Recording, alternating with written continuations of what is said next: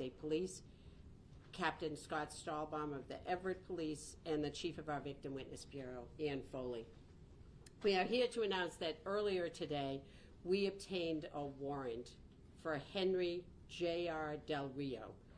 He was charged and indicted by the grand jury this morning in connection with the August of 2015 murder of Ashley Berryman in Everett.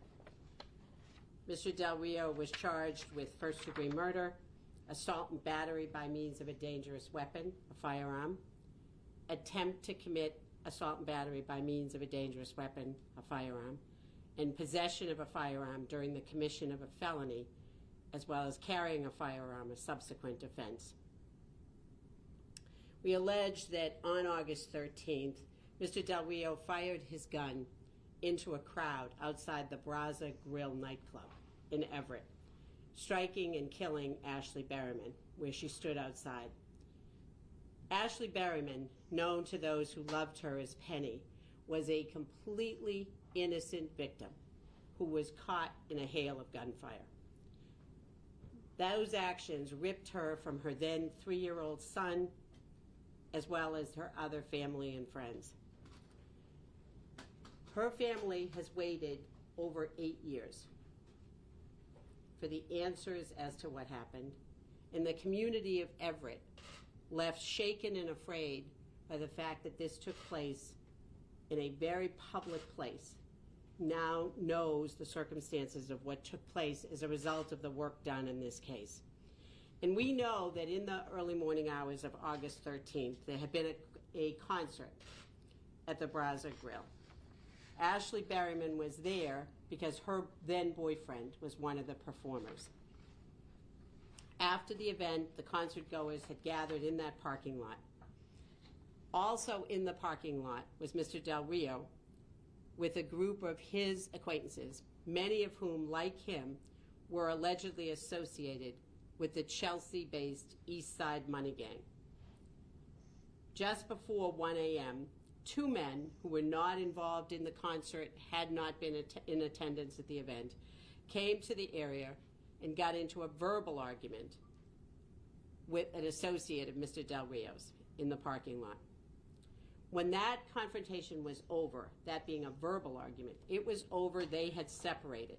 Del Rio allegedly drew a .40 caliber semi-automatic pistol and fired 9 times into the crowd. He continued to fire as those 2 men that had been in the argument turned and ran. He hit one of those men in the feet and ankles.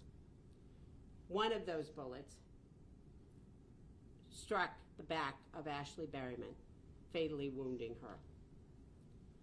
Additional shots became lodged in a city sign, a wooden city sign, smashed through the front window of the Rite Aid pharmacy, which is across the street, and also became embedded in the roof of a parked car. Investigators were quickly able to identify multiple witnesses who saw the defendant in the Brazza parking lot at the time of the shooting. They also learned that the defendant in the days following had brazenly told people that he had engaged in that shooting and that he was responsible for the shot that had killed Ashley Berryman. But to compound the tragedy of what had taken place, there was an intentional agreement among those associates to conceal the truth of what had happened. They also engaged in conversations about the disposal of the murder weapon. That firearm has never been recovered.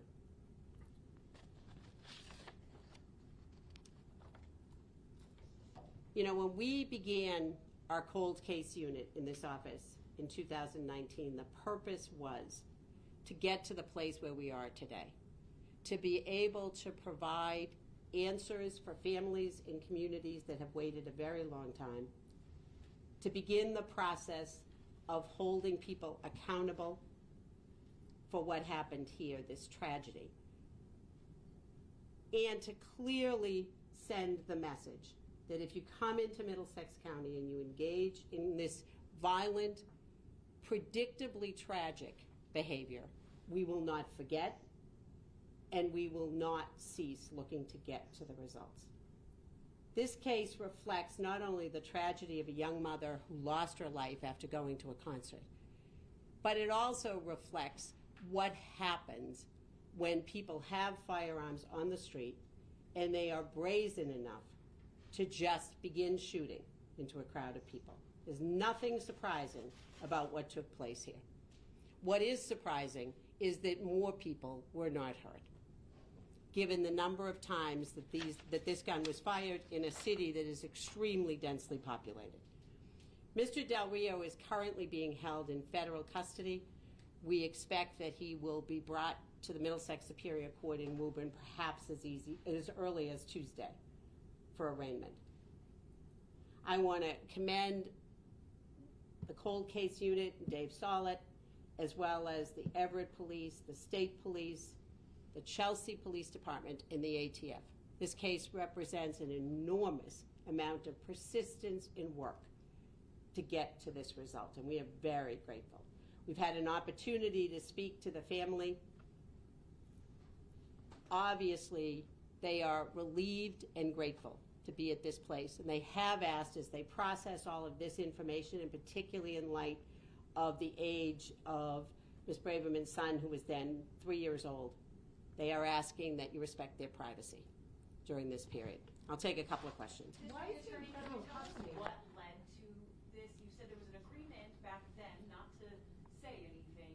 Why now? What led to this arrest? Really, the persistence of the investigators, continuing to go back, to do investigations, to look at the physical evidence, to make a gathering of information, and to continue to speak to witnesses about what they knew. Given where people were, they had to have seen, they had to have known, ultimately bringing those witnesses into the grand jury, being questioned under oath about what happened. This is not one of those cases where there's a magic forensic development. This case really represents persistence and continued work and re-examination of information around this case. But did somebody finally speak up? Is that what happened here? Obviously, the grand jury heard enough evidence, and we'll hear more about that at the arraignment. They heard sufficient evidence to return the indictments that I've described. Why is he in federal custody? He has been in federal custody since December of 2022. He has a separate federal case, which again we'll have more to say about at the arraignment. So, to help people understand exactly, this happened back in 2015, they're going to be wondering sort of what changed here, and it sounds like someone said something. Is that, would you characterize it in that way? Not with specificity with respect to this case, and I've said this many times before, it's one of the reasons why we have a cold case unit, why we continue to focus. Life changes for people. People form different alliances than they had at the time something happened. People get older. People perhaps have children. Lots of things change, and people are sometimes people are confronted with the inevitability of what they had to have seen or known and become more willing to be forthcoming about what happened. You said he's in custody now. There's another case. He has another pending case in the federal court. Can you speak at all broadly about this individual and his history with law enforcement? Well, as I indicated, he is alleged to be an associate of the Chelsea gang. And as I indicated, he's been charged with a gun offense as a subsequent offense. But anything else prior to this? We'll talk a little bit more about his background at the arraignment. Yes. Thank you. Thank you all.